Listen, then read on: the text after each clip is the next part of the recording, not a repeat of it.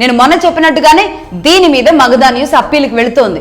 నాతో అనేక మిగతా దేశాలకు సంబంధించిన వాళ్ళు కూడా కాల్ చేశారు. భారతదేశంలో ఇలాంటి పరిస్థితి, ఇలాంటి దుస్థితి నిజంగా చాలా దారుణంగా ఉంది, దీని మీద మీరు ముందుకు వెళ్ళండి, మేము కూడా ఉంటామని చెబుతున్నారు. ఖచ్చితంగా ఈ రోజు అందరూ కలిసి గొంతు కలపాలి. దీని మీద ప్రజా తీర్పు అనేది చాలా ఇంపార్టెంట్. ఈ రోజు ఇక్కడ సుప్రీంకోర్టుకి వ్యతిరేకంగా మాట్లాడకూడదు. 1971లో ఇదే కండెంప్ట్ ఆఫ్ కోర్ట్ అని తీసుకొచ్చి, అంటే కోర్టు ఇచ్చిన తీర్పులకు వ్యతిరేకంగా ఏ ఒక్కరూ భారతదేశంలో నోరెత్తకూడదు. ఎత్తితే గనక వీళ్ళకి శిక్షలు ఉంటాయి, నోటీసులు ఇస్తారు, ఆ తర్వాత శిక్షలు ఉంటాయి, అవి కూడా చాలా కఠినంగా ఉంటాయి. ఈ భయభ్రాంతుల మధ్య నెట్టేశారు. కానీ ఇదే జనాలకి, ఇదే ప్రజలకి వీళ్ళిచ్చిన స్వాతంత్రం ఏంటి? వాక్ స్వాతంత్రం. ఆర్టికల్ 19 ప్రకారం ఎవరు ఏదైనా మాట్లాడుకోవచ్చు, ఎవరు ఏమైనా చేయొచ్చు. కానీ కోర్టులు మాత్రం అనేటప్పుడు మాత్రం కండెంప్ట్ ఆఫ్ కోర్టు కింద వస్తుందన్నమాట.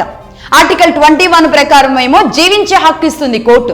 ఆర్టికల్ 19 ప్రకారం ఏమో ఎవరినైనా బూతులు తిట్టుకోవచ్చు, ఏమైనా మాట్లాడుకోవచ్చు. జీవించడానికి ఇలాంటి వ్యభిచారాలు కూడా చేయొచ్చు.